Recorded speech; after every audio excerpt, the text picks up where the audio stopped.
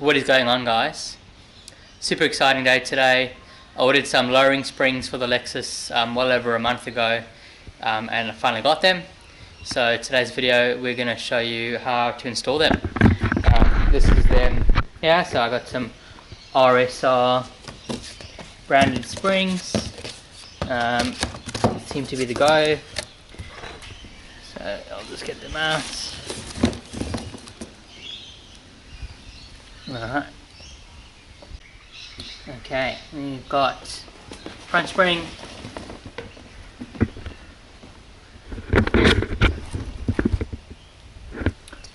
and we've got our rear spring. So RSR do 3 different heights. The half down, the normal one, and then the super down. I went to the half because I don't have a lot of room to drop, especially in the rear.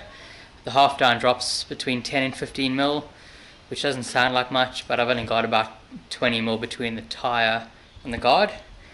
Unfortunately, they didn't have any half downs. RSR globally was out of stock, and so I went stuff it and just got the regular ones. So instead of 10 to 15 mil drop in the rear, it's a 20 to 25 mil drop in the rear, and instead of 20 to 25 mil in the front, it's 30 to 35 mil in the front. So I'm not too concerned about the front. I think it should be fine. The rear is definitely a concern though, because that is obviously where it does rub. But we'll give it a go. There's many other options if it does rub on in terms of what I can do. But yeah, we'll get into it. I'm just going to do one corner at a time. I've got 3 jack stands currently on the Skyline, so I've just got one spare which I'll use. So we'll start on the passenger side, the front. Okay, so in order to get the strut out, we've got the top, which has got 3 nuts. This is the ABS system, which I've not had to deal with before, so interested to see how hard or easy that is. There's this top of the strut, and the bottom, hopefully you can see that, is just held on with one bolt and nut going through the bottom. So generally I just like to loosen everything off. We also need to remove this little bracket for the moment, just so we can get the strut out and then change the spring over.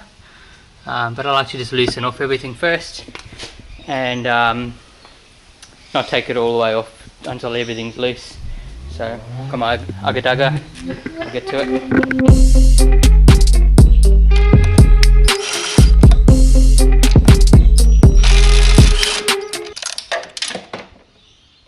Oh dear God, that was not meant to happen.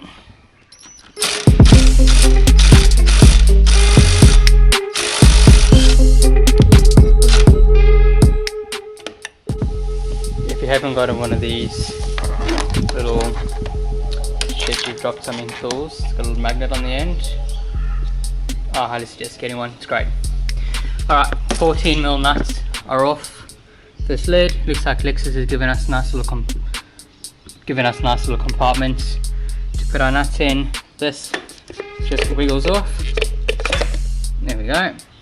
Don't pull too hard because there is a wire attached to it. So that is the actual ABS system, which I've been told you just rotate anti-clockwise and voila, she pops off. It does look like, which makes sense, is obviously a flat on each side of the, I guess in the middle there, which that locates on to help turn it. But it looks like we've got some more nuts up the top, so I'll loosen those off, and then we'll loosen off down the bottom.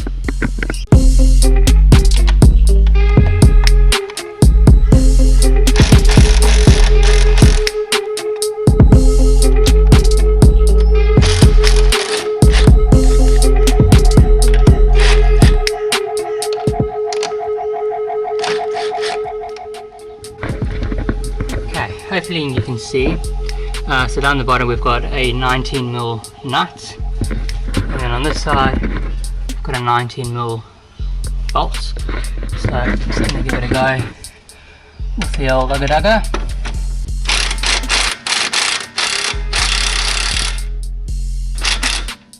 Okay. Beauty. And the last thing I need to do is just remove this 10mm so that that can remain on the hose and not come out with the strut. Okay, the nut is off. The bolt is sticking out. I'm just going to give it a quick tap with the hammer to try and push it out. So it looks like the roll bar is sort of pulling the front of the control arm forward, so I'm just going to disconnect that.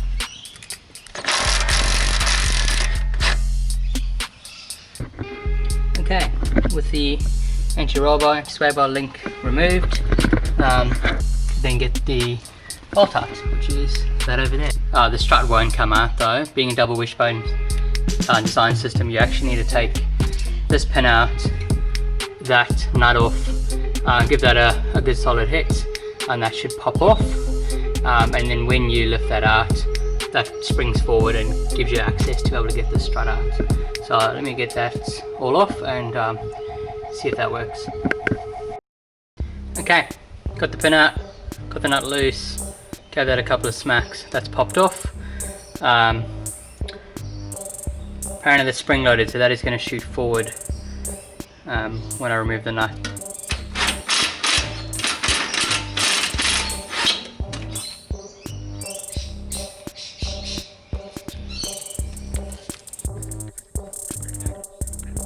It's loose, got a lot more space to get to the struts, and let's just get these all off. Okay, top nuts are done. Now I just need to, looks like that plug needs to come off.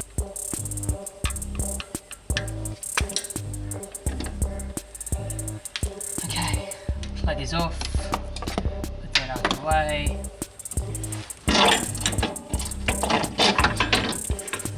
And voila. So that's what we're left with. Fairly well apart. That's the strut. That's the spring, which actually looks like it's shorter than the new spring, but that's because it's compressed. So what we need to do is compress the spring and remove that nut off the top, which will allow us to take off the hat and the spring. So we'll get to that. I've got my spring compressors on. There they are, they've moved around. Sort of want them somewhat opposite to each other. Now,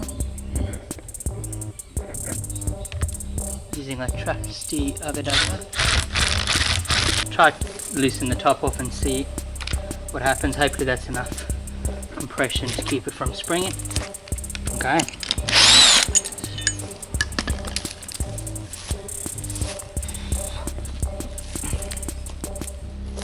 Okay, so now we need to obviously decompress them, which is just the opposite. There we go.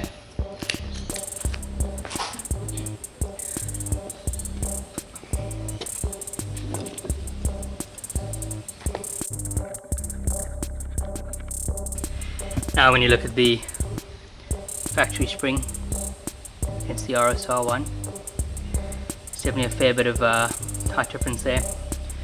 Alright, so let's get the new spring back on. We may not need to compress it. Let's see how we go. The top nut is on. One thing to take note of is this can go one of two ways, this top bit, and that is what the ABS clips onto. So I just referenced the other side and it looks like that's the correct way. So I've tightened that up. I will get the spring compressors off, and then this side is good to go back in. Okay, so I've got the strut tower back in. There's a bit of messing about to get those three studs on the top of it to line up so that the light in there, so that lines up as well. Yeah, note to self, definitely line it up before you decompress the springs. So I'm just going to do in the reverse order. I'm going to try to put that bolt back through the bottom, try to get this knuckle, the top of this back on, the sway bar on, and hopefully that should be it. I'll get cracking.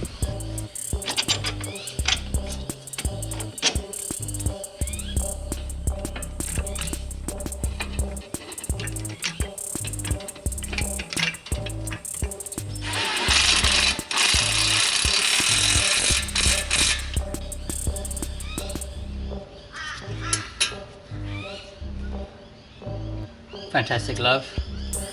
Alright, that's tight, pins on, that's on. We'll go up the top and tighten off those 14mm nuts real quick.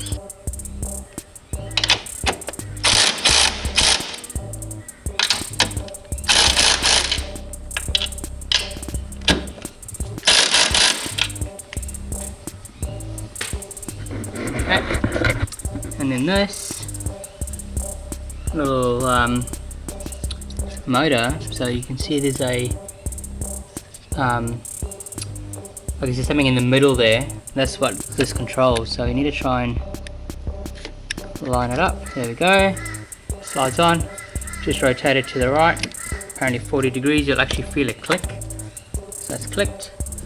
And then this cover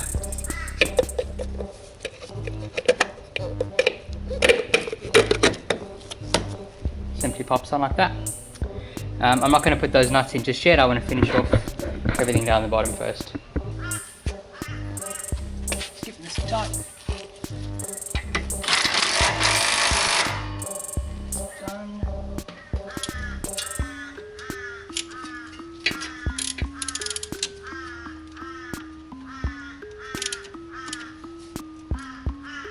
Okay.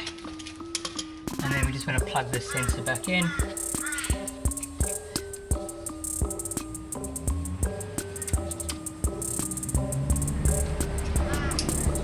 Done.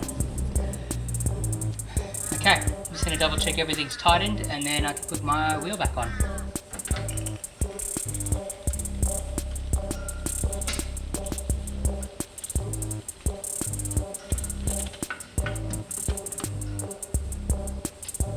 It's looking a little bit low. Bear in mind that is going to settle. If we come and have a look on the other side. Okay. So that's what we're looking at. Driver side. That's passenger side. Definitely a bit of a drop. Gonna drop some more. I will get to the driver side. I won't record any of that because it's exactly the same as what we've just done. And then we'll pick it up when we do the rear. Okay, the fronts are done. It looks sick. Look at that. That looks great. I'm pretty sure even good old Harold over here, the car cat, approves. Oh yeah, that's come down a fair bit. I will measure it up and see how much we've dropped it by, but before I do that, the shoe gap test is failing at the back, so let's get onto the rear and hopefully we can get it looking like that. Okay, so we have the rear wheel off, and this is what we have to look at. So unlike the front, the spring isn't actually over the shock absorber, it sits behind it over there.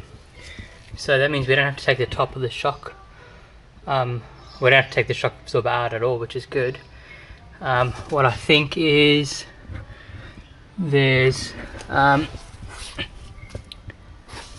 this bolt over here that I'm going to take off, and I'm hoping that will give it enough, this arm enough to move down. I may need to also remove the anti-roll bar link to help it as well. So I'll start with the bottom, try that.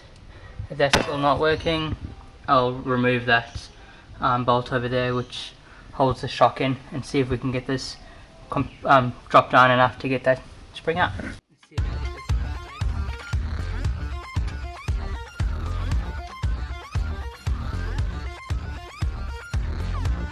Alright, I'm going to remove that bolt there, which holds the bottom of the shock on.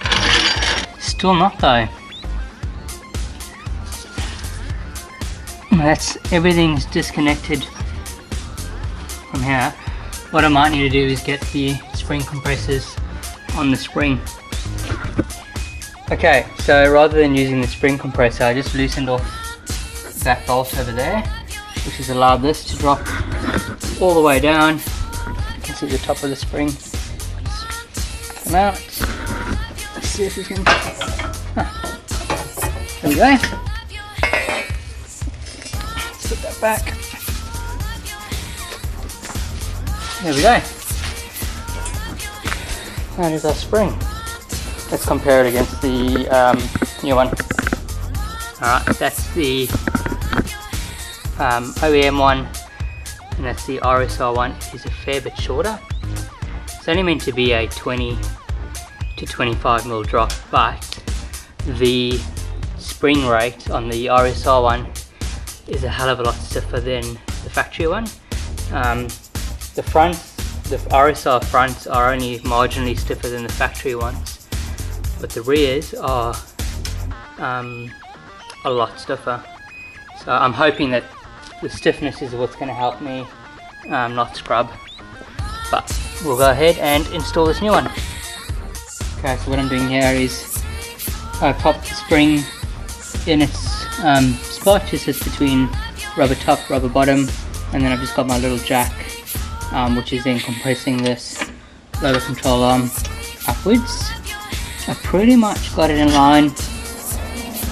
Let's see, for the shock, so I might just stick this in place. There we go. Okay, so I managed to get the bolt for the shock in. I also managed to get the sway bar link in as well. I'm not sure if you can see it. Yeah, you can. Only thing left to do is get that and that lined up, so I'll keep jacking it up. Looks like this is catching on there. I might need to play around with it, but I'll just try and get that bolt lined up.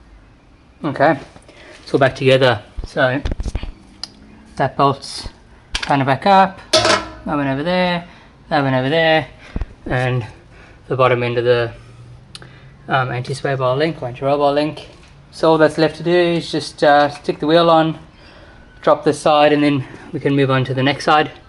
I won't record that, we'll show you, pick it up when the other side's done, and we can have a look at what difference it's made. Okay, so it's been a couple of days. I've taken the car for a couple of drives and had the wheel alignment done. The end results, so that's the front. That did drop by 30mm on the front, which is pretty much exactly what the RSR website says. It said between 30 and 35. And the rears dropped by 20mm, and it's just tucking, which I can live with. I'm not a huge fan of tuck, but that's okay. I'm pretty happy with that. The ride doesn't really feel any different, maybe a little bit stiffer, but you really have to be paying attention or like really feeling out for it. Otherwise, it's just driving around, you wouldn't know it's had the springs installed. There is a little bit of scrubbing on like some serious bumps with two people in the car, but yeah, just cruising around most of the time, nothing. I'd say about 95% of the time there's no scrub or rub anyway. So pretty happy with the results. I think it looks awesome. I'm really happy with how it looks. It's not crazy stance. It's not like, you know, poking out the guards for a daily. That's not going to be a cop magnet. It's just going to look good. I'm super happy with it. I already mentioned earlier, super easy in terms of install, the basic tools needed. So if you're thinking about it, the springs cost me $500, $550 Australian, to my door, and some basic tools in a couple of hours, and it was done. And end result looks awesome. So really happy. That's it for this episode. Thanks so much for watching, and don't forget to subscribe.